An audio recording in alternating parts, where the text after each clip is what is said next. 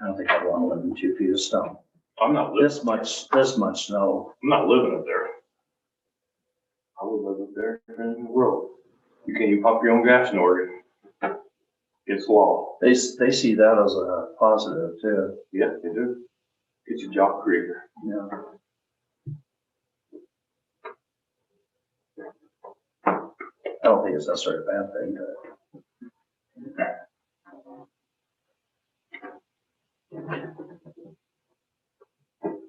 This year. It's not me. That's Harold, he stepped outside to phone call. Oh, okay. All right.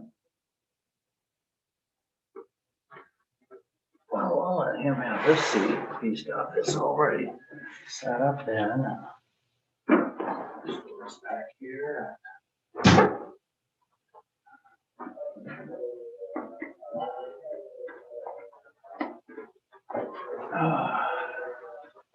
You can have this chair, I'll sit over there. Oh, it don't matter. I know how you feel. Yeah, I can sit up there Like, with my crown or something, huh?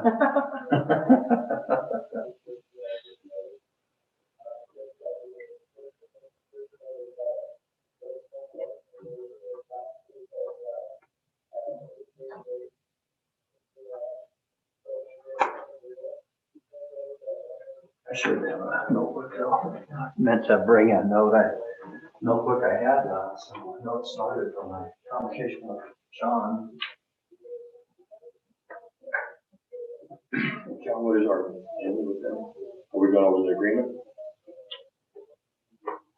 No, this meeting's just about the hydraulic modeling filling south of Cedar Point. Look like you had a developer in his hands. There's Forrest. That's a beautiful looking shirt, man. That's a good looking beard too. God, that's like straight out of the 80s. You're taking me back right now. How are you? Good. How was your drive in this morning on that unplowed road? Slow. Man. It's exactly 10 minutes longer than it should have been. Yeah, that's a dicey drive. There's just barely asphalt starting to show through finally in some spots like right here, but They didn't plow that last night? no. Cause I followed him up out of Hurricane about 11 o'clock last night, 11:30, all the way up to the cabin. Yeah, or you just plowed right before the snow or something. Cause there's looked like everything that snow hit the Yeah, it's flex up. you got layer of ice like that out there on the.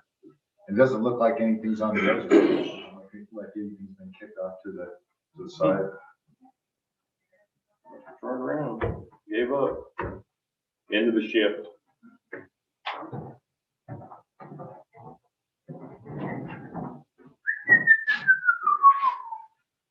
Yeah. Morning.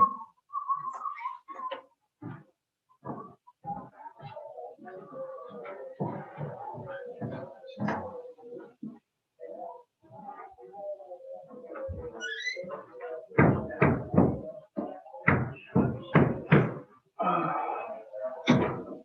guess the mess is already made. Yeah, it's a little late now. Yeah. It'll melt and it'll just be a wet spot. Yeah. Not a big deal.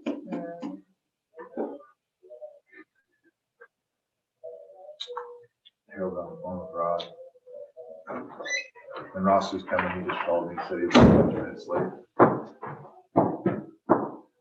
Was he in bed, what do you say, or What's that? Ross? Hey, no, he just said he was gonna be a couple minutes late. He probably got up and seen what was out front his door and said, oh, it's gonna take me a little time to get to the town Yeah. office. Is this where I sit or is this Yeah, where? it's fine, in place, you bet. Anywhere from my seat. How's Jerry this morning? Hey, I didn't realize I had to scrape the car off before I came. I know. I got up, I go, what the? I park under the portico all the time, and normally that's just fine for whatever happens. Not this time, snow It came came in, right in, came in horizontal and just buried the windshield. and all that wet yesterday, and then it froze underneath that snow. Gee. Yeah, my daughter asked me, where are you using the spatula? Because we're desert people. we don't carry. Ice scrapers. Remember the old 8-track tape decks? I used to grab those and scrape. Oh, no kidding. I never thought of And that, then but toss them. I should have looked for one this morning. Yeah, I have a couple of snow scrapers with the brush and all that. Yeah. I don't know where in the hell we're at though. You should never use them. Exactly. See, I found two of them right off the bat. Look at this. A gold I one. wouldn't be able to tell you where there was one for me I either. know I own a couple. I went out, started the truck and put the defrost on, came out, windshield wipers just went on. Doing it all wrong, man. My wife gets up at 7 to go feed the horses, and I tell her to start my truck with. Morning, Mr. Barrett. I can't see you. My wife's got a dish. Blind by the snow. Oh, there it is. I can't see anywhere. How you doing? No, Hello, I'm Marty. blinded. That's, we're missing a couple people, aren't we? Ross, So, fire chief gonna be here too? Ross, Yeah, the junior's coming. Let's just make it a little more friendly circle here too. Didn't you hear the new mandate that they're figuring out now? It's more than 6 feet, it's like 40-something feet. I'll go over here to the fence. Oh. One of the scientists said 6 feet doesn't do it. Oh. He's old, he broke it down. Yeah, for sure on there. Thank you. Dell didn't think so. He's making fun of me. I told him it took me, God, I owned probably like 6 of those in 1984. I wore a lot of pink in the 80s. Well, you're more people never read.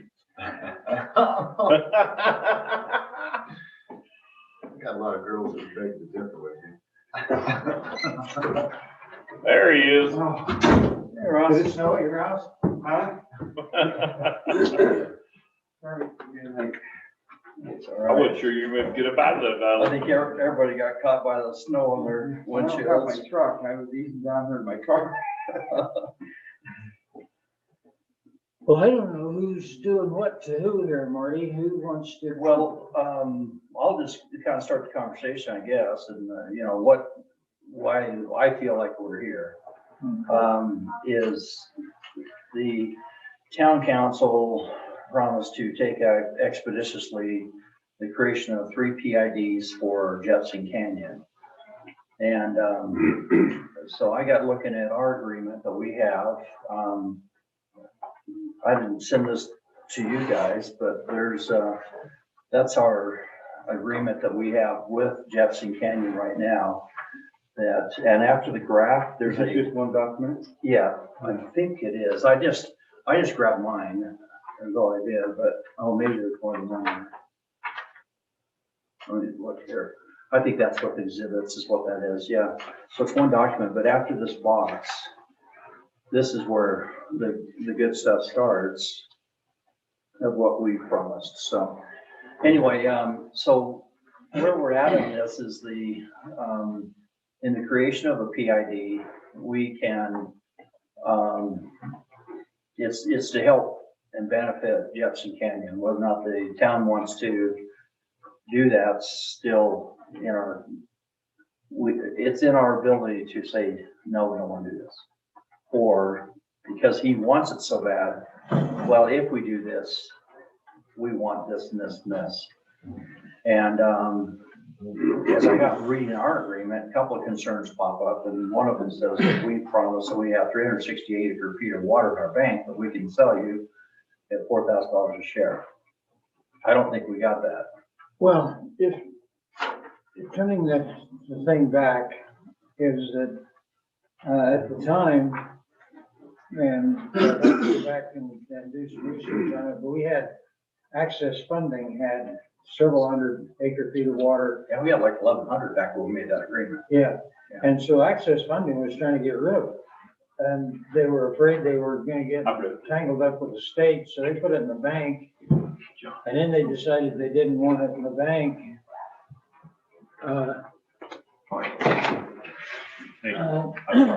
Didn't want it in the bank, and so they took it out and it was back and forth, but that was where the conversation was at that point, but that's been roughly 2 years ago. And so that is one point that we would have to revisit with Hank. Well, when, just to finish my thinking on this is that if we're exposed on this, that we have to promise to provide 360 acre feet of water out of our bank that we don't have. at a price of $4,000 that we don't even know if that's the right price anymore, then the town can come in and say, we want an addendum to the agreement in order for us to do that. And then that gets us out of that. And so what we have to do is decide, what do we want that agreement basically to say? So that way we can get ourselves off the hook on this stuff that we're locked in on by, otherwise we won't agree to the PID. And so it gives us a foothold where we can muscle this guy into sign whatever we want, basically. And Dale would remember this conversation. We had the conversation with Hank, and other people may have been there, that he has a well, the name of it's the Phelps well, that is on his property. And he told us it produced, I think, 160 to 80 feet a minute. 170 gallons a minute, and there was over 200 acre feet in that he was gonna put towards this project. The last time we had that conversation, he told me that wasn't on the table at all anymore, and I kind of went, what?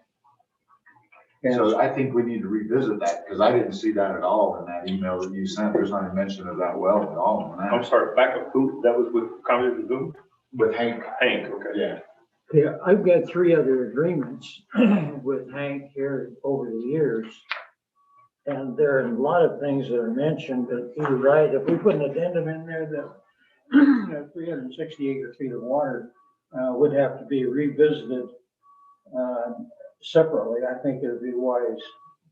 And then we could bring in the well, and we could bring in actually a full build out. I checked the numbers I told you, that I thought he'd be out of water with the 350,000 gallon tank. He certainly would be out as he goes into phase 2. And so all of those things could be addressed at what point something has to happen. Well, the good thing we have here is we didn't identify the size of that tank, and we can do that now. We can clarify that, and we can say we want 500 or 600,000, whatever it is. The advantage to the district in this, in my view, and I've mentioned to Harold that it could be that we want that tank located up here, not over on his property, because then it just serves everybody, and it's not a temporary tank anymore, it's a permanent tank. And that tank can be built over here, and then with other developments that we're in negotiation with, we make them add 100, 200,000 gallons each. We can end up with a 1 million gallon tank on the hill, and then still have him building a 1 million gallon tank by his project. And that 1 million gallon tank could be something we end up paying for effectively with a discounts in impact fees. But if he's building that many homes, and over time, he gets that discount over time, it wouldn't be just out of our pocket, so to speak. Does that make sense? It is, but it isn't. It does, it's a credit back to them, basically, but the only thing that I think could be a sticking point is Hank has got to understand that if we do it with the tank over here, that we have the Gooseberry Mesa people telling us that they want to hurry up and get that project up and rolling. And that's going to require they promised 150,000 gallon tank up on the ridge. They have not produced that or talked about it, but they want to go forward with their project. So we'd have to roll that into Hank and get Hank on a stick and say this. Yeah, same with Travis, the other Travis. Yeah, everybody'd have to come to a meeting in Just so everybody's on the same page. You also have Desert Rose trying to make noise about they want to get going, and I've explained to them that, yeah, but what about the tank? And what's his name? Wayne Bevan was in the meeting that I had with him, and he says, I built that one of those 200,000 gallon tanks for this project. I says, well, that's good to know. I appreciate that you did that, but the town, when we developed this district, we wrote Apple Valley Water Company a check for that tank. So it's not like you gave anything to the town. We paid for that tank. And so if you got screwed by Apple Valley Water Company, you'll have to take it up with them. Yeah. So I said, so we're starting with 0. If you decide to do this project, you're gonna have to contribute. Unless he has a survivable service agreement. I don't think he's got anything. I would doubt. And he didn't bring it up when I said it. They just all brushed right over it and says, okay, we gotta build a tank.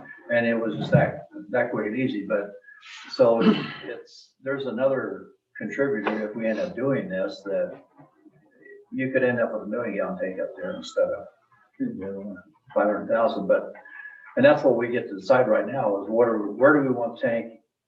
Are we gonna have enough pressure if we put a tank, or what do you want to do? And that's what I was gonna say, is that I think we need to get away from this side, because we're in rock here, and I would prefer that we build a tank right. We should go underground, build a concrete tank, so we have a dedicated line that goes into that tank and comes out of that tank, so we have control of that water, but we need elevation, just like you just pointed out. We're gonna stick more volume up here, but we're really not gonna gain a lot of head pressure. I mean, we're gonna gain some because we'll have bigger volume in the tank, but we're not gonna get depth to do I'd like to get away from this mentality of just sticking metal tanks, and we should be doing underground concrete tanks. So I think that now we have a time, just like just got pointed out, we have all of these other folks that are involved here. I think this is time to get us a higher tank with more volume, and try to get everybody. Where do you recommend? That initial spot that was recommended in the very beginning when we were redoing the whole water system, and that's that elevated spot over there in Jessup Canyon. It's the back of the canyon right on top of the ridge. And that was the original spot for the 1 million gallon tank. Hank wants to build these tanks according to this agreement simultaneously. The first one and simultaneously start on the 1 million gallon tank. I don't see why you can't put all of these efforts into one tank and call it a day. Where does it say that? No, it doesn't. So what it says is that he agrees to build up to a 1 million gallon tank as decided by the SSD and the developer, as long as it's correctly engineered. So this goes back to our conversation the other day. He needs to. The onus is on him to go get a water study, a water model done that he can submit to us. And I have our staff look at that and verify that it works through our city engineer. But we need to put that onus on him. He needs to go do that before we make that determination. Yeah. And some of the initial conversation with them on this was that there would be about their development would only require about a 500,000 gallon capacity to service what he's building, was what the initial conversation was based on his engineer. We haven't verified anything, but that was, and so at the 1 million, we thought we would be getting a little extra capacity knowing we had to pay for that part. Is this place that you're talking about, like behind Robert Campbell? Is that kind of? Yeah, kind of in a little nook, what do you want to call it? Kind of Makes the corner where it's turn. split. Exactly. Where the little tiny water tank is, you can kind of see from Yeah. the road, it's kind of diagonal from that going. And that's gonna give us more South. elevation than Yeah. over here. That was supposed to give us, if I remember right, Harold, correct me if I'm wrong, we were supposed to get 35 more pounds of pressure with the 1 million gallon tank over in there. Am I correct? It was a considerable amount because we had a discussion on a Let's just require it. elevation adjusting device. Yeah, let's just require it. Will that location backfeed over on this side and help satisfy some of these people over on this side? Correct. Yeah, we would have to end up with some type of a float over here, of course, because we're not going to be level with our tanks, and we got to be able to shut these ones off so we're not overflowing them. But yes, Yeah, like an altitude valve. correct. Yeah, okay. That was gonna be. Yeah, that sounds like. Well, at the end of the day, what I want to have An is extra 35 basically a plan that makes sense for all of us and that, that we can say, here's why we'll sign off on it. So if that's where we want the tank and we want to, low grade concrete, if that's what you want to have, then obviously he probably doesn't want to do that because of money, or is that how they're building nowadays? I heard they're doing away with concrete. Yeah, a lot of people don't put above tanks, ground tanks anymore. You have way better control over your water for temperature, especially if you have to treat that water, if that water is chlorinated, because your heat, of course, your chlorination dissipates. You can keep that water temperature. The most important thing for us is right now we have all of these servers, and we're not going to get away from it. It's because of the way that the system's designed, but we have all of these customers on our way to our tanks. So if we ever have to chlorinate or do anything with the system, it's kind of a tricky thing to be able to get your detention time your contact and your detention time in your line before it hits the tank. If we're taking all of our water and pumping it to a tank first, and then bringing the water out and then serving people, I have control of all that water in that tank. So if I get a bad sample, let's say in the well, I can go straight to my tank, and if I've got it in my tank, I can do a couple of customers. And if I don't have a couple of customers, I've contained it in that tank, and now I can chlorinate and do whatever I need to do at that tank instead of now it's all in town. It's already there. It's immediate. It's already happened. It gives you better control over your water. Well, does it make sense that we want something bigger than 1 million for the future growth? Well, that's where the general plan for me comes in. What is our growth? What is our max build out for homes for Apple Valley, for this system in particular, because that's what we're talking about. What is that max build out? What do we see for our citizens for max build out for Apple Valley? That's going to kind of determine where our storage needs to be going in the future, and how big of those storage capacity steps we want to take as we're growing. Is what is that number that we are going to actually max out on?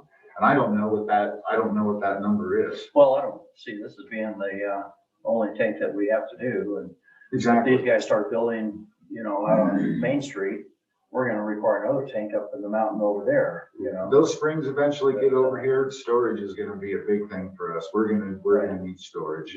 Anyway, my point in bringing that up was that you have Travis Wells, that we can account for so much capacity required for 25 watts.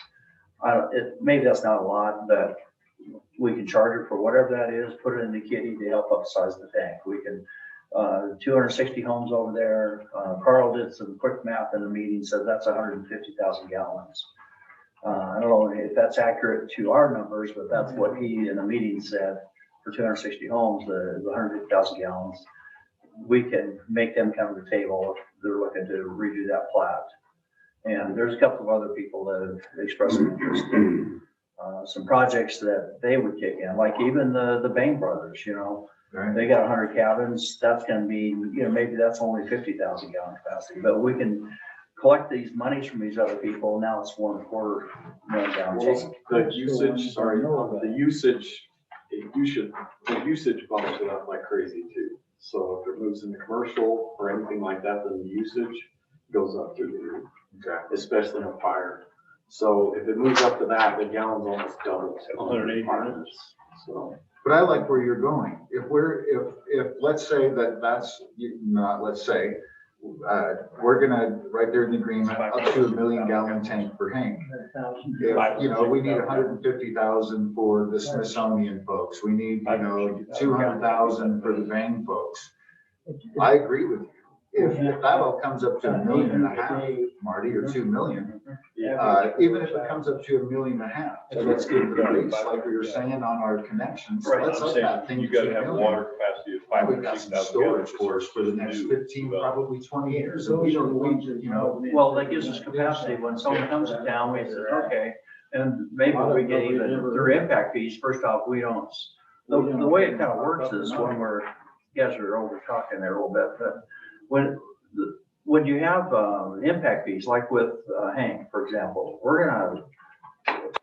we got to do the math, but let's say his project is only 500,000 gallons. That means that we get to pay for the other 500,000, and we're going to pay for that by discounting his impact fees to equal us paying for that other. So that means that cost us revenue. Now, when the next guy comes to town, we don't have to give that discount because we already have that capacity, and we get the full impact fee. And that's where it kind of pays back to us. Right. Because we don't have to have capacity, we already have the capacity.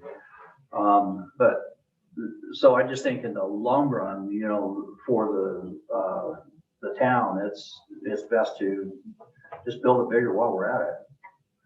It just means that a PID is going to pay for it, public infrastructure, and then we're paying for our share by discounting our impact fees effectively. So it means that we have a little bit less revenue during that time, yet we still pick up every single connection, and which helps the revenue. But we can also write in our agreement, for example, our fees $12,000 per household. We can, maybe say it's only $4,000 or $6,000 discount per connection. So in other words, we're not gonna just take all 12,000 off the first, up to $500,000, whatever the number is. We're gonna just give them a small percentage of that, 30% Well, or something legally, discount. legally, you can also time to, let's arbitrarily say we've got 500,000 gallons plus in that tank that we can distribute to these other projects. You can actually legally time to those projects as well and say he gets the impact fees there, a portion of it over there as well. So we don't have to give all that cash back up front.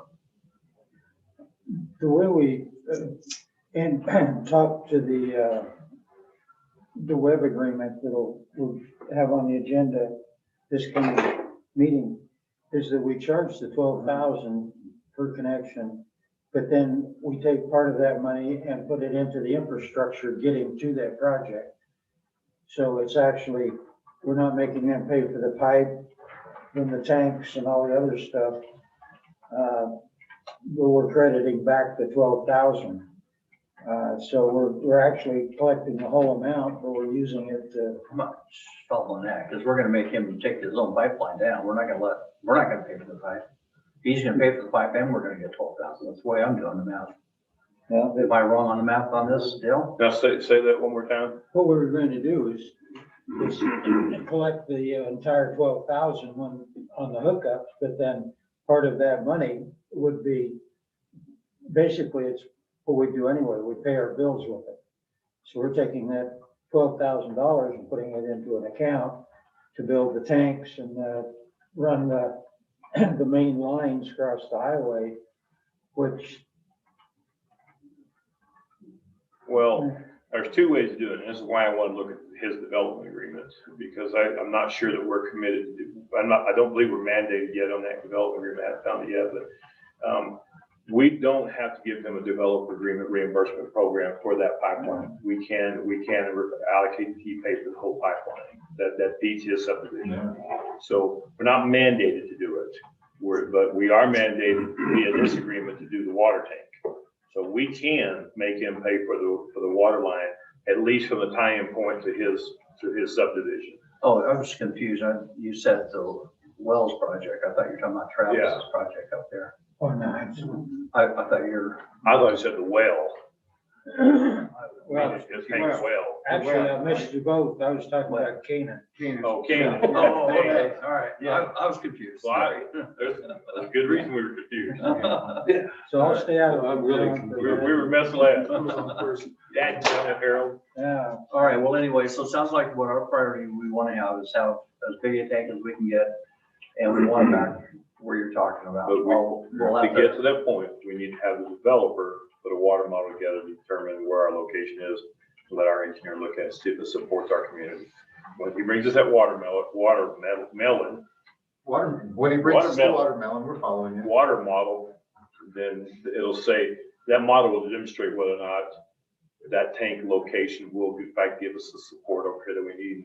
Well, the location too, it's back to what you were talking about. It's a metal tank sitting on the ridge that we all get to look at from the water. Well, yeah. You know, and I can see where having it below grade, like I see a lot of communities, I'm not happy with that. The only problem is setting below grade, and it doesn't sound like much, but the minute we embed it, we lose the depth of the tank itself. So we do lose 40 feet, 60 feet, 80 feet, Exactly. 100 feet of That's why elevation. finding pressure. that So- spot is and Dale's exactly right. We might look up there, just like he said, and do the hydraulic modeling on that and find out what the buried tank it doesn't meet. And I don't think that we need to say, well, we can't do a concrete just say tank. we're We need to going. say, we are doing a concrete tank, so let's see where that higher spot is. But Dale's exactly right. We're just shooting in the dark until the hydraulic modeling is done on that. We're just So- having conversation, really.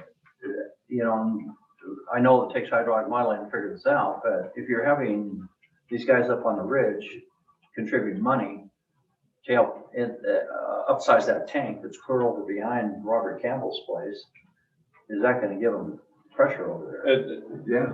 Yeah, and you can't look at it, Mayor, as that they're way over here and way over here, because Yeah. they're only 400 feet to the water line, and his pressure point's gonna be determined over that water line, not the location, but by the tank, but not by location. So, Right. so that becomes irrelevant. So If it increases the pressure, it increases the pressure. Exactly. If part of this modeling would have to include the Gooseberry Mesa project, because they'd have money in this tank that Hank's doing. Well, if we're sharing. My costs. feeling is that once that, because if I remember, that conversation correctly of where that tank was placed, it was gonna give us 35 more pounds of pressure. Like Dale was just saying, that gives, you've got variances. Of course, you know, you've got 90s, you've got some water lost inside your pipe. There's some variances that are gonna take that down by a couple of pounds of pressure. But whether that tank's over there, for those guys, that elevation is met, especially when it's higher than this bench over here. And we know that these two tanks over here, we're gonna, if we stuck one there, was gonna be able to feed that gooseberry. Most definitely, we're gonna be able to take care of this ridge over here, even though that tank's over there.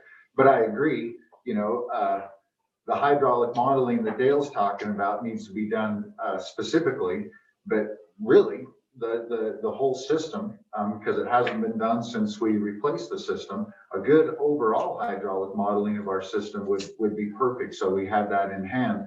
Then we've got an answer for the Smithsonian boys. We've kind of got an on-hand answer for everybody that we know that's kind of going on with that. I know off the top of my head where we're at. I know what we need to be feeding at every home, and I know that we meet all of those minimum standards and exceed them in most of them on all of that. But I think to encapsulate everybody, we would need to know where the hydraulic modeling is in these different points. And I think that's information that's valuable for the SSD to begin with. That's my 2 cents. Wasn't Hank initially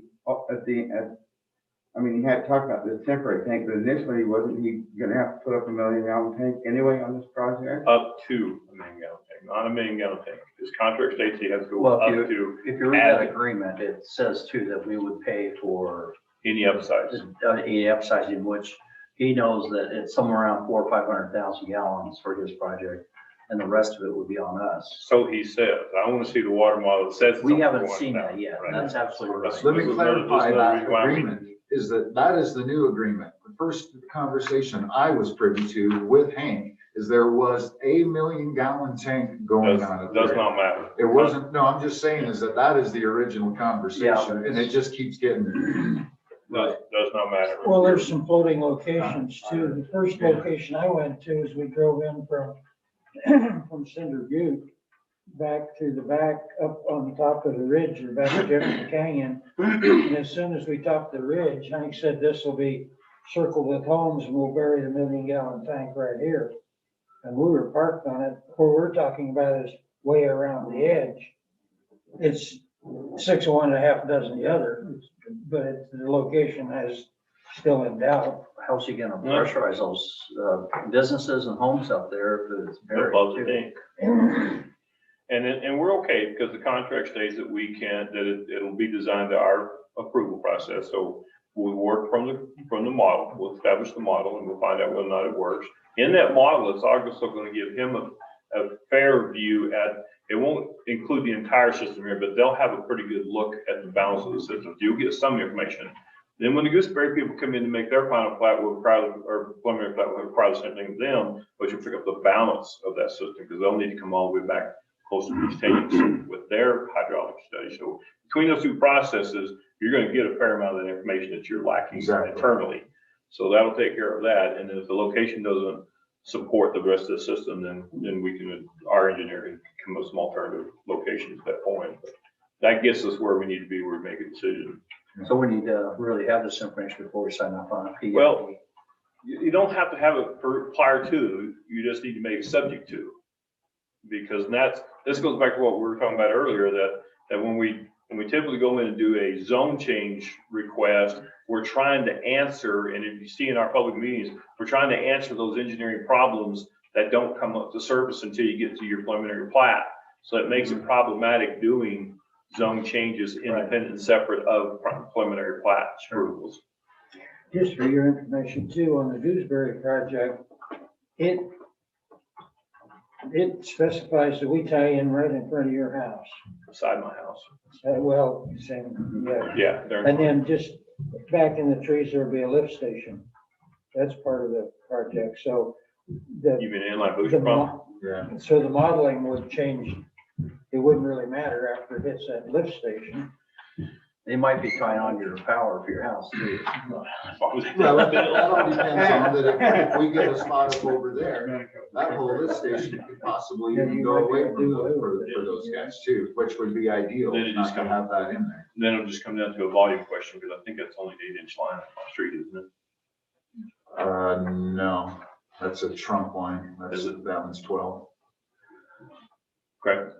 Right, so I think we're thoroughly confused here. This will be good information for our attorney. Where's our, what's our answer on the $4,000 an acre foot and on the availability of water? That's the price that we're holding with currently. But do we have 360 shares?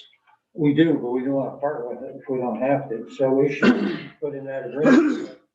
We should enter into a discussion with the things that transpired between the agreement 2 years ago and where we're at now. Can I go as far as to suggest to them that when Axios, is it Axios, pulled the water shares, so we no longer have access to those 360 shares that we had promised to give you? And they would have to go outside the district to find the water? I think if you ask Sean, he'll tell you no, because it doesn't say that our promise is based on somebody else's promise.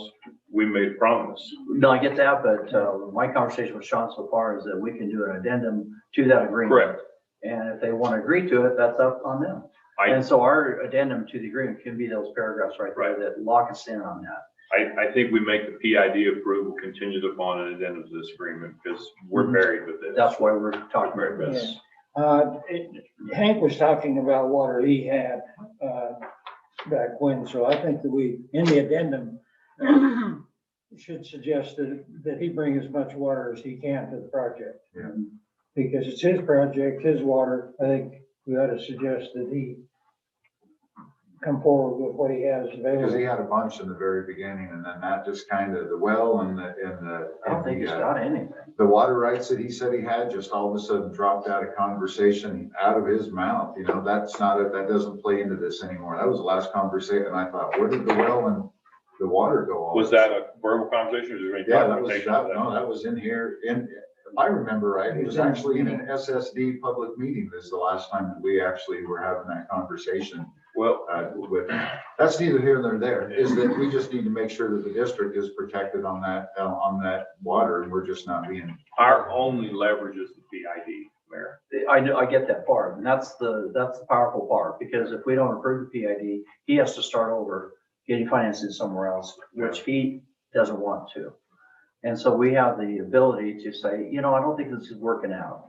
And George Carson off going a little bit, let him fall down, dust himself off, and then he's gonna be calling Harold and you, and you guys are gonna get beat up on this issue, and you need to be strong and point out these things to him, that what happened to the well, and what happened to this, and you said this, and you said that, and well, I don't think, we talked about a tank that's buried in the ground, it's 1 million gallons, now we're talking temporary, and be honest with you, we don't like the direction that we're heading right now. Yeah. This item 7, if you recall, you and I and Sean were drugged back in the back room one night after a meeting. And Hank said, I have the money basically on the table, but this has to be approved. And Sean said, we do just what we're doing now. We could revisit this, but for now, to get him the money. So item 7.2 says, time is of the essence on this agreement. So we signed it and thought, man, we need a wing and a prayer here. And haven't heard from 2 years later, yeah, right.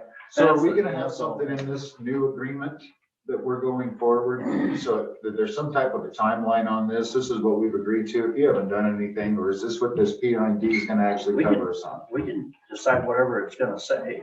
That way we I just mean, don't he's have gonna something agree to down it, the but- road that our circumstances change. We've built more, our water, all of this is changing. He comes back and tries to stick us with another agreement that's 3 years old that doesn't really apply anymore. Mhm. John, correct me if I'm wrong, but I don't think there's an expiration of development agreement. I don't know. No, there's not. It's recorded on the land. We have to adhere to this, but if he wants a PID, we can say that we want to do an addendum. Right. Correcting a couple of things because situations have changed.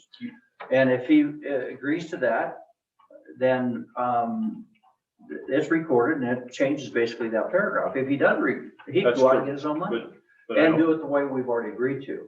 I don't think the option, Are you- the second option is in there. But Is your concern that there's not a sunset clause, that it's not gonna, we make agreements? and it's 3 Exactly, years you know, I look at That this can as be written into it. If we- Sean oh, said sure, it can, but it wasn't. And so he can go and get a checkbook and continue this project as it's written right now. I just And we don't have want him to- to come back in 10 years. We've changed, we've built, we don't have all of this to offer, you know, for water anymore. And then we'd be stuck with something that, you know, our situation, Right. I feel like it should have some type of a timer on it. So But that- you- I so that's agree one with of the you, things and that- so we can build that into our addenda.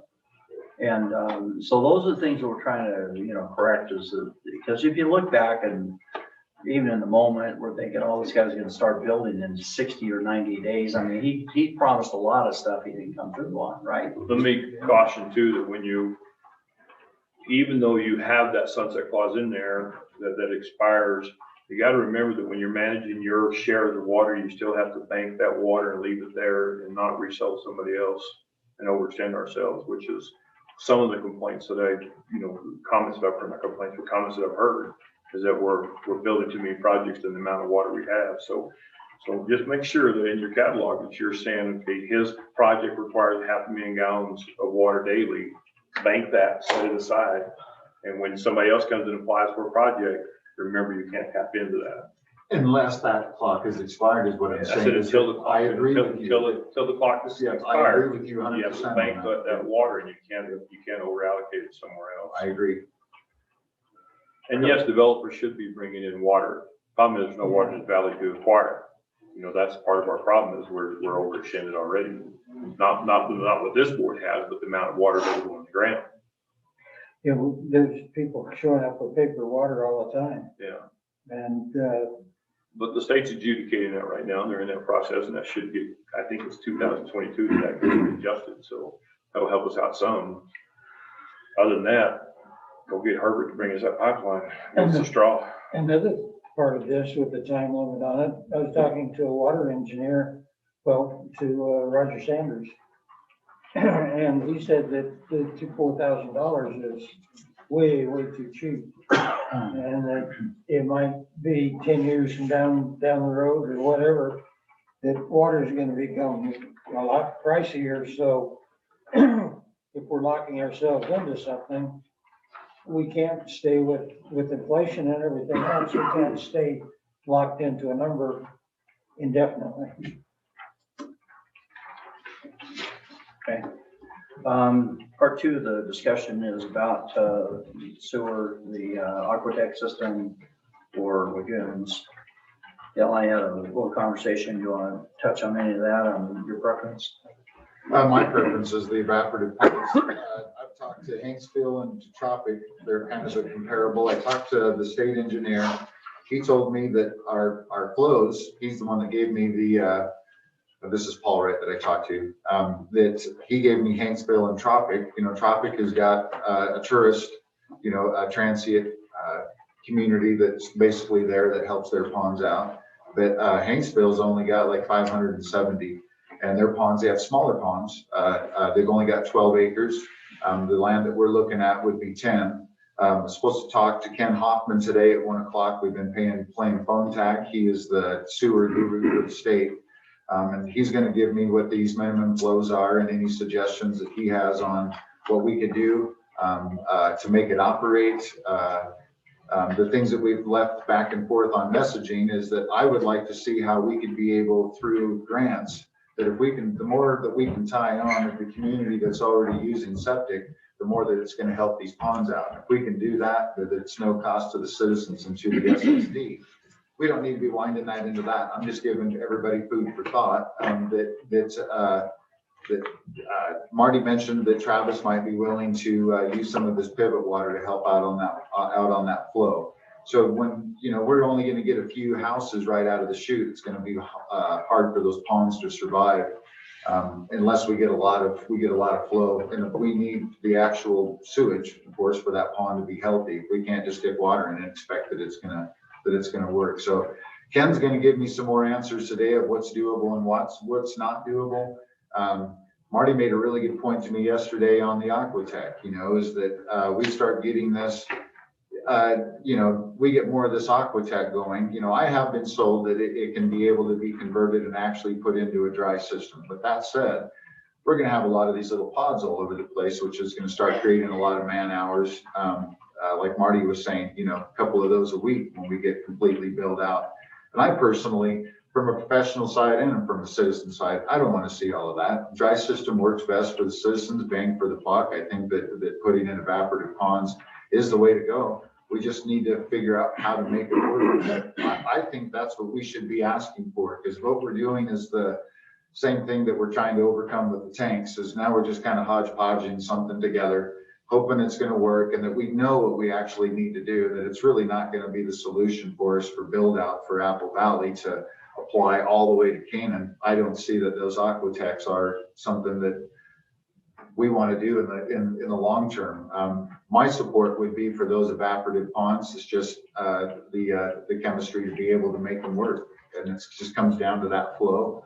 I know from my experience from running them, we're super cold up here. We're going to have to invest in, we're going to have to aerate those ponds somehow. There's going to have to be a curtain that's going to have to be put in between to kind of keep our bugs happy on one side and keep our clean actually clean, so we can keep everybody moving on the dirty side. But my only concern is those flows, but hopefully Ken Hoffman is going to have some good insight for us on where we need to go, and if there's any possible money out there to help us out.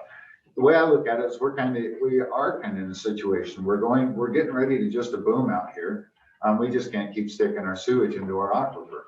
So that's what the state's supposed to be there for, is to help small communities like us, well, all communities, but they're supposed to be there to help us out with these type of situations. So I think that's where our best answer is going to come from, is Ken Hoffman, is that if we can actually be able to, because we're going to have to go by the state standards, so we're going to have healthy ponds. That's my take on it. If Travis would put some water in there, that would be a key part of this whole thing. Yeah, I want Dale to repeat some of the conversation we had regarding his argument for doing the Aquatech system is that he can use that into one of his ponds and then pump that water to water the golf course. Yeah. So to water a golf course, it typically takes 100 homes to support one golf hole. He has a shortened golf course by about 40%. So you can just easy math saying it takes a half of a house. So on 9 holes, he doesn't need that many houses to do it. But I said it takes 100 homes to support a golf course. So he needs 50 homes per golf hole times 9 homes. He needs 450 homes over there to generate enough raw sewage. He's only got on there. He's only got 360 units. So his argument of saying, I want to move away from the well, which apparently started sometime in the back, he keeps moving away from his asset and moving into our asset, which is sewer. And it takes if you use the simple math of 100 homes per golf hole, or 50 in his case, because it's a shortened golf course, he's going to have 450 units over there, or a combination of residential and commercial to generate that much water. And currently, 100% black. For 100% black, and based on his current model, he'll never meet that number. So that Aquatech system will never achieve what he's arguing that it'll achieve. And that's one side of it. The second side of it is that we are a growing community. We are looking at $3 to $4 million over the next 10 years in sewage infrastructure in this town, and we're giving away 25 to 30% of it already. So that we're just putting ourselves in the hole. So I don't see why if we let him do the Aquatech system. And the third factor is that the contract, although he says that he's going to maintain it the first year, what he means is he's going to pay for that, because he can't, as a private individual, maintain it. We have to. Exactly. So all of a sudden, he's going to get saddled with maintaining that system. And at the end of the first year, he dedicates over to us. And not only is he maintaining it, we're also paying for it at that point. So we're paying for the maintenance on that. And we have to step back and say, did we really want to get in the sewage business? Do we want to partner up with Ash Creek and have them start, what do we want to do? I'm in agreement with the lagoons. I think the lagoons is the best at least short-term, long-term solution. for I a just see it as community more of our a size. long term, because eventually we're gonna have some hotels gonna come in there on 59 and Well- Main Street, and, you know, we wanna be able to dump that into a lagoon instead of If you take, Yonkford. if you take a look at this, the amount of projects that have approached Harold, there are 780 homes, and the application rate is 750 gallons per door. So that's about 560,000 gallons of water that if everybody went in, that extra half of that water tank up there is already allocated and gone. But that also means the sewage for those 780. If we don't start with the first guy, then we can't establish the program or the foundation to pull the other development projects into that same trunk line. If we go where we're talking about, or even the general area we're talking about, we can go right outside this building right here with the main trunk line all the way to those lagoons that would allow everything from Smithsonian View. In theory, there's always bumps and hills, but in theory, you could pull everything here into that system, including the Gooseberry people. The Gooseberry people would, you know, he's talking about going and getting grants. If you combine grants with their monies, you could put a sewer line down Smithsonian Way before we got to the pavement of that roadway and get it installed, tied into the system.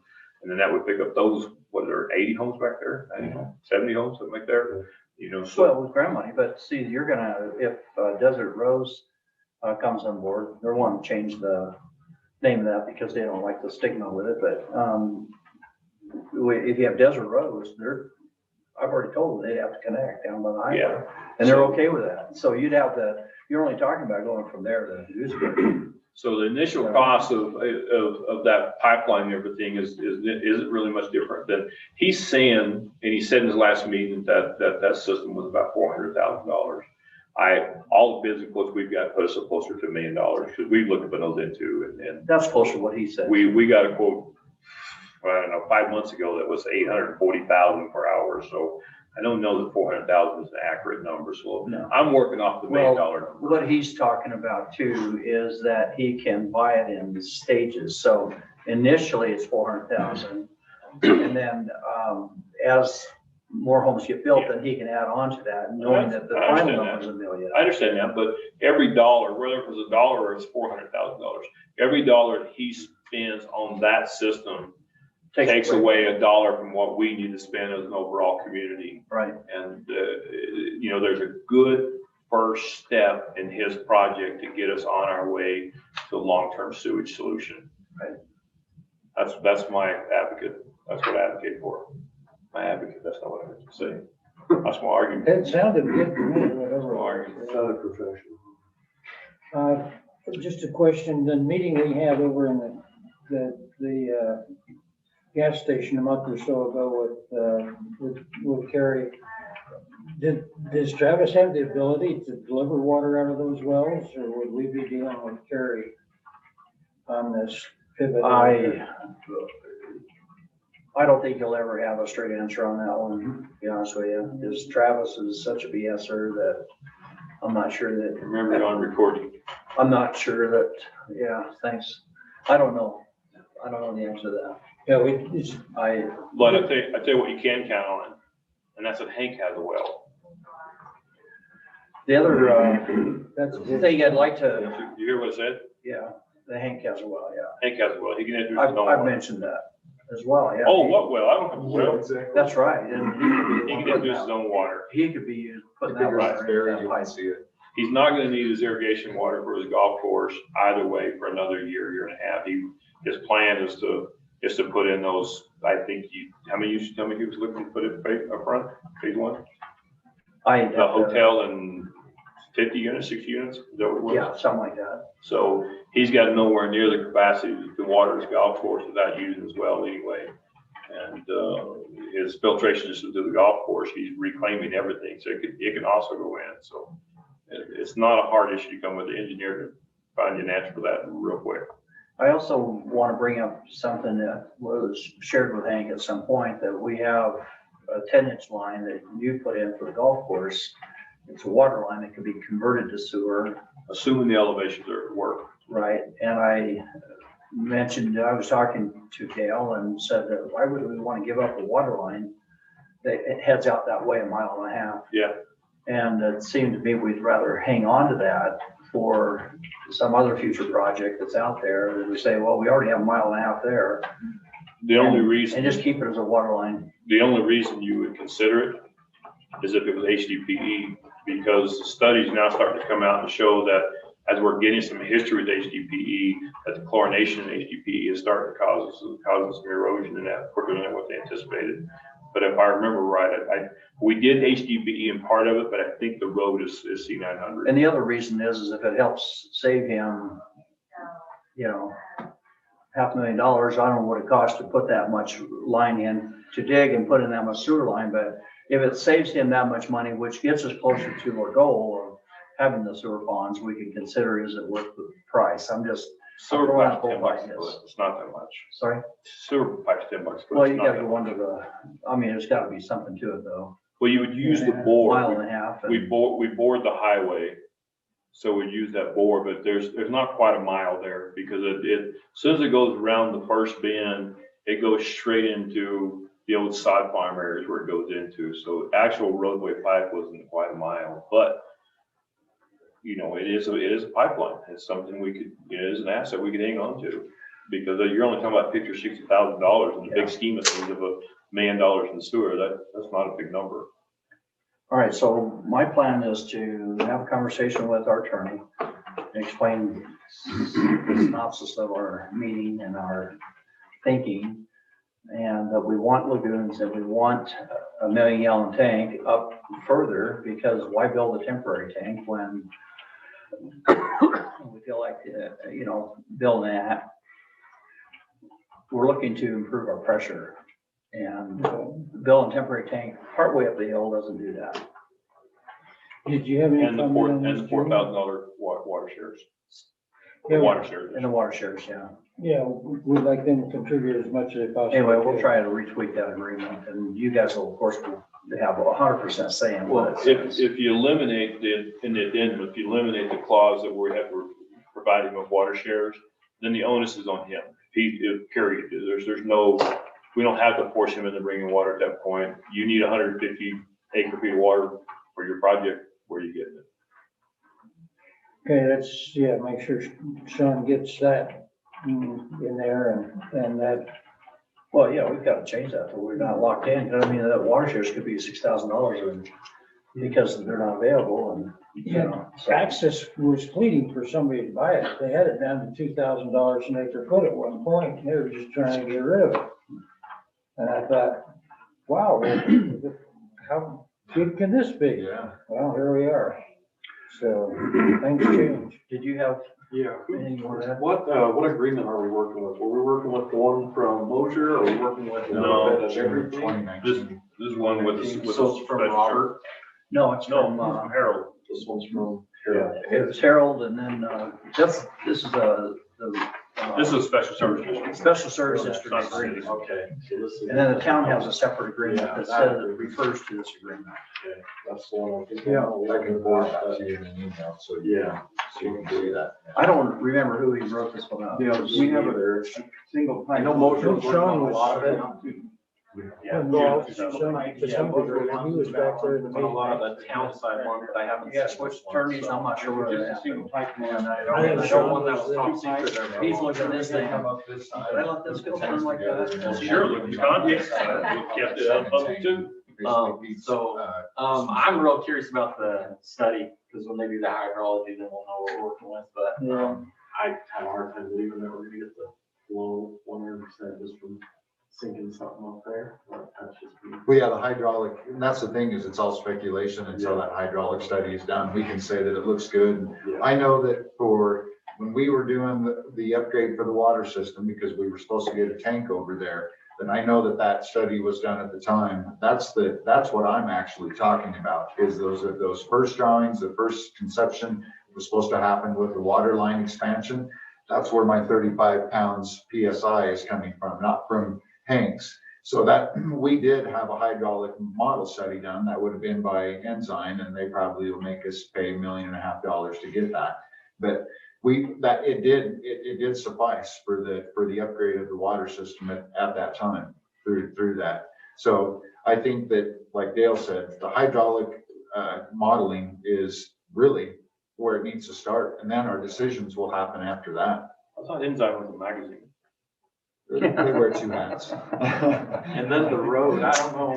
They design stuff, but it's also a good It's reason. also, We haven't talked about it, but that road, Isaacson came up to me multiple times. I think I even have emails about that road that he was trying to access from, I think it was BLM and then other property also. Can't remember. It was a long time ago. I don't know if it was before you or not, but he was working on trying to get access and then it just went dead, of course. So up that backside behind, the knoll. Above those conservative. Because he needs that secondary access because of his project and how big it is and the requirements for fire. So that access. Oh, I see what you mean. So we have to make sure he has Exactly, a, and that's on the town side, that's why. and he has to make sure we have exit then. I'll Yeah, make sure we and get that's that a in hard there. one because it goes through different properties and ownership. And I know he was working on that and I haven't heard anything back from, I think it's Dave, is it David? His Well, guy? And that's okay. This is another preliminary plat Yeah. item here. Something that This just comes out in preliminary plat. down the road, but it's something to keep in mind that that's not an easy chore. So, So okay, I don't know what he's worked on and I haven't heard anything in a year probably. So I don't know where that's at. but that's not platted yet, right? We haven't seen all of this stuff yet. Yeah. This is again why I keep saying we're having all these backside conversations up front and it's just. Yeah, we have a developer agreement, that gives them free reign in some things. So. Right, and we That's should the. have never done that. About that. Yeah, I was worried about that. When he came to me about that, I was worried because the requirements are very strict on where he can do and what he can do. And he was gonna put homes up on that ridge he was I think talking there's about and. I think there's a BLM road that goes up there. There is a recorded roadway there because when, in fact, it goes all the way past the towers and down that old ATV trail into Cocopelli. Yeah. Because we tried to abolish it when we built Cocopelli and we couldn't do it. Because all we wanted to relocate it. Because at the time, I don't know if anybody's gone up Harold may have, but you couldn't get a side by side up because the big rock outcropping was hanging over it. So we wanted to relocate it and they said, absolutely no way, this is a dedicated road all the way through. So I think it was Laren Hall, I'm saying that on recording, Laren went up there with his backhoe, some dynamite and popped that puppy on it so he could get by. I know it's still there. You can get around. In the 90s, we used to drive off of there. Yeah, I drove off that in my pickup all the way down. It's Really? that road. before that rock. It used to be a road. Yeah. So he does have Basically, it was a access to rock the road back there, but he had to go through BLM, Curtis Googler's old property, I don't know who owns it now, and then the back into the canyon. The first time I looked at this when I was in the planning commission 500 years ago, there was a dedicated road going up the side of that hill to get to his tanks. But there was not through Curtis's ground at the time. Yeah, part of this issue was where he's gonna put his stagecoach too. Yeah. And, That was a big. he wanted a road up to the stagecoach. The stagecoach would be a helicopter lift. Just for installment. Yeah, but they'd have to have a road access to it, and that would tie in with fire road. It would be on. Well, you've got to have service road for I think our standard road, 25-foot all-weather road up there, so. Yeah. It's- 75,000 pound rating. He'll have to be a full. Incline, he was cutting in the side of that hill. I mean, when he was showing me the drawings, some rough drawings, he was cutting in the side of the hill, coming up around the front side of the knoll and then dropping off the back side is what he had, so. And we can. It's just something to keep in mind because. Bill, I've got a turning point. Not cheap. Thanks, Rob. Okay, good luck. Thank you. Yeah, my major point of this whole thing, I guess, when it boils down to is the water and the Phelps well that Hank has in his water rights. Other than that, I think the rest of this has been Well- covered by other. Well, We've got we want a water model, right? Yeah. And that's, that hasn't been done yet. And, but those are things we typically don't require until the preliminary plat application, so he's gonna have to voluntarily do that. But well, the addendum is the most important issue at this point. We can't move forward with PID until we make that addendum, and we said we'd call a special session. well, I know, that's why we're having this meeting, is so we can do a special session, but it could be that special session never happens if based on all this conversation and problems we have to fix.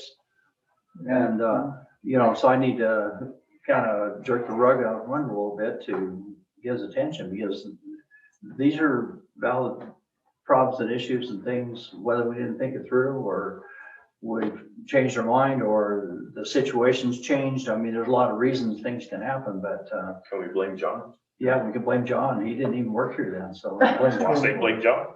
Yeah, I'm all for that. That's really 101. You always got a solution. Not here anymore. Who's guilty? The last guy went out the door. Yeah. Ross. Blame it on Robert. How it always works. It's his fault. Anyway, so I'll have a conversation with Sean as soon as I can. That means about 2 or 3 days, but. So on the hydraulic modeling, why can't we request why can't we request that part of, because we need to know what size tank, we need to know all of this information that we shouldn't have to pay for. Shouldn't we be able to require him?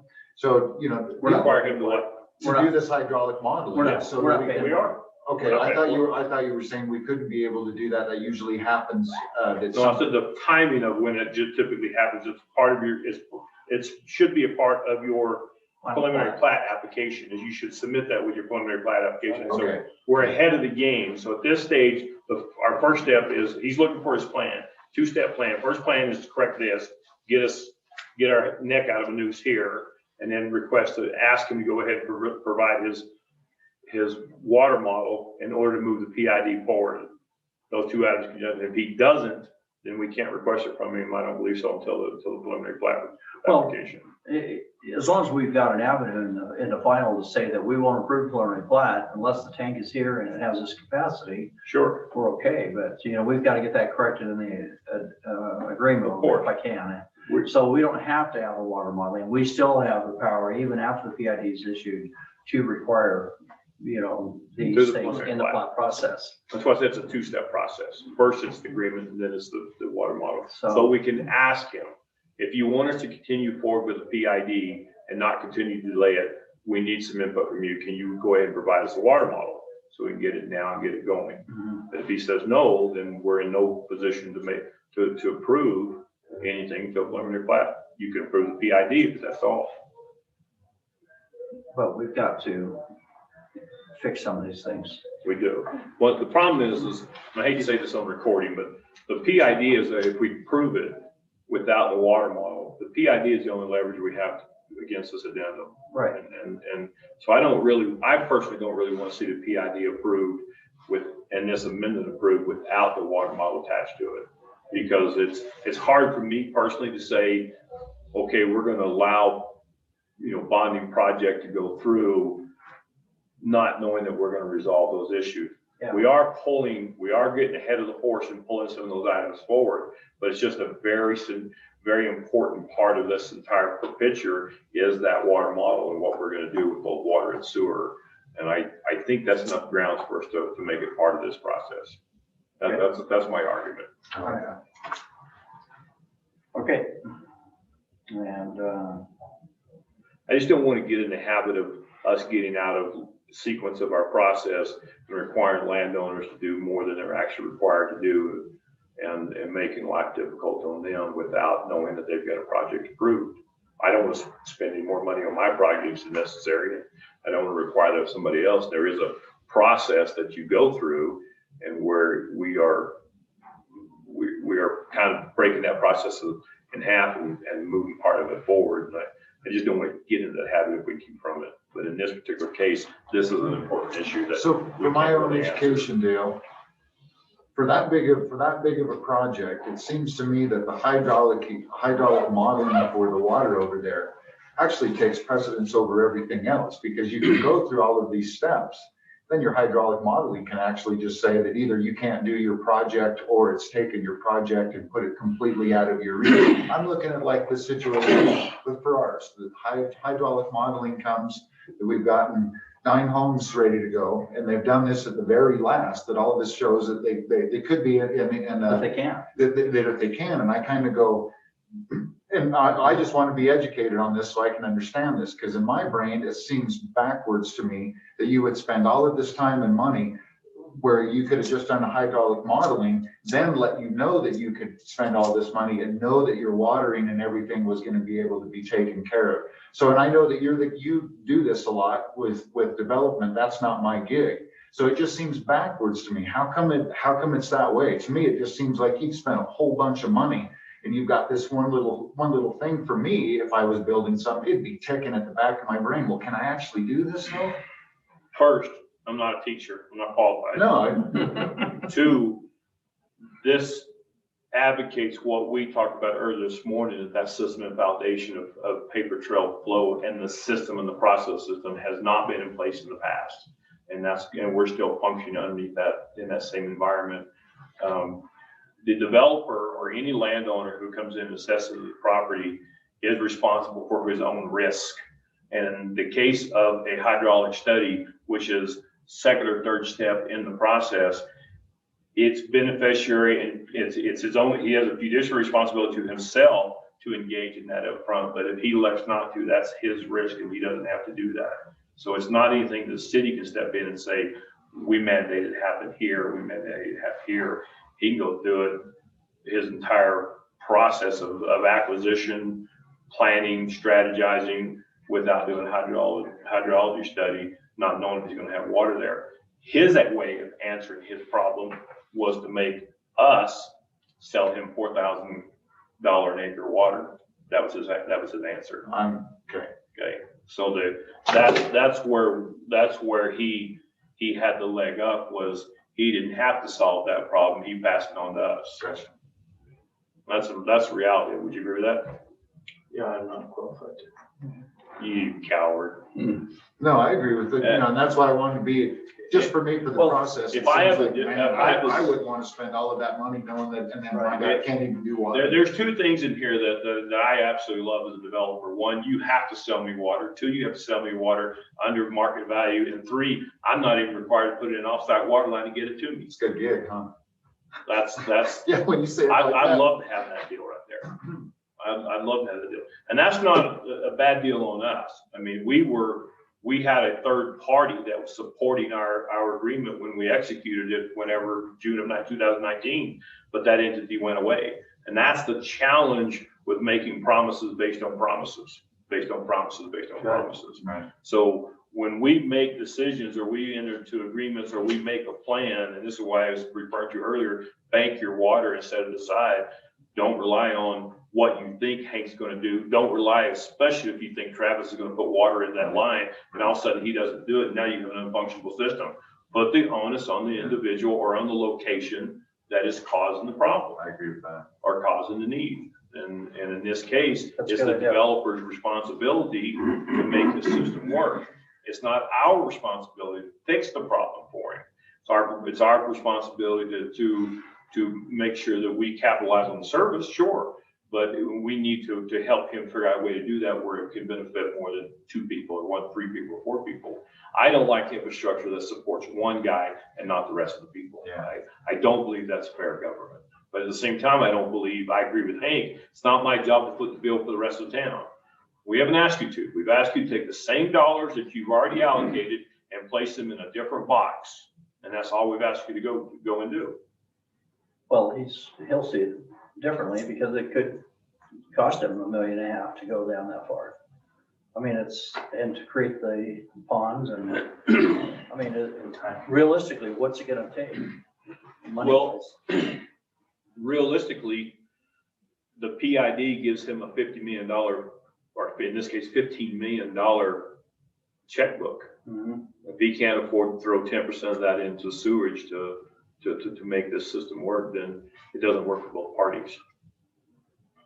We're not unfair and we're not unreasonable in our Right. request. Okay. Because inside that 15 I million, feel the same way. I'm just trying to. inside that $15 million, he's already allocated $1 million. So if it went to $1.5 million, which I don't believe it is, but you're only talking about, $500,000 out of a $15 million bucket that you're asking to put up. That's 5%. Well, yeah, that's one way to see it. He was already going to, as you say, probably spend close to $1 million at build out. Right. On his sewer system. Would you agree? I do. That's on build out though. So we've talked about 7 mils as the levy rate. Going from 7 to 9, I'm not good at the math, but I was told that that's another $1 million. Mhm. And so if he'd already planned on spending $1 million and we give him 9 mils, which is another $1 million, It's $1.3 million. we effectively have a couple $1 million worth of Right. money there that And we're asking for allowing him. half of that to be applied, We're asking for, yeah, and he can use the other 500,000 wherever he needs. And you're assuming that's $1.5 million, but it's so. I don't, Yeah. I think that's what number you pulled out or someone pulled out, but I don't know. Anyway, Depends on how cheap they'll dig with a shovel. I know, we put him out there. They back cover a home. lot of ground in a short He's got period a of time. helper that can help too, Good shovel. the dog, get the dog out there. Telling him where to dig. We'll tear it up. Anyway, all right, well, I appreciate everybody taking time out of their day to come help us get on the same page on this. I So think I know your phone's gonna ring, yours might ring, just, if we have the same playbook, I just think that this would be good for the district and the town overall, and it'll help us in the long run. And I just think that as much as we can, we need to hold there. If you guys have a change of heart, feel free to call me and say, well, let's this or that. But, I feel like this is the right direction for all So of do I. us, knowing that Desert Road's gonna build, and as soon as they build, we have bridges in here. That means other developments are gonna come next to Desert Roads. And all that can be in the sewer system instead of our aquifers. Well, I've been educated a little bit on the time lapse. I mean, that these agreements run forever. And the plan sounded really good at the time with the money the water people wanted to sell. Right. But I think it's imperative that we get that visited in this agreement, that Hank's gotta provide that. And then close that loop, and then I'm fine with the rest of this. And the Phelps well, that we have to have access to that. And if we lose access to some on the ag side, then we still have a well to work with. And that water modeling is gonna show that. So if we don't have enough water, just like we ran into at Cedar Point, the problem with the modeling for over there for ours was we can't refill that tank fast enough. And so the water modeling failed on it for our property. I don't think you do that yet. Actually, I did. Well, and let me clear so that we're in the spot here. We are, the SSD, Rod will have it done by the end of the week, is gonna use our real numbers. I've met with Rod yesterday and do the hydraulic modeling actually for Cedar Point. Because the number that they're using, like I explained to you on the phone, is our total connections 212. And that was one thing that I questioned Paul on and Jeffrey on, is that we're not using those 212. We're only using 99 of those. And your modeling is supposed to go for your present situation right then is what's happening. Oh. And so Rod's gonna redo that. He's gonna get a hold of Paul today. They're gonna talk shop. He's gonna redo that modeling under that realistic, what our connections actually are.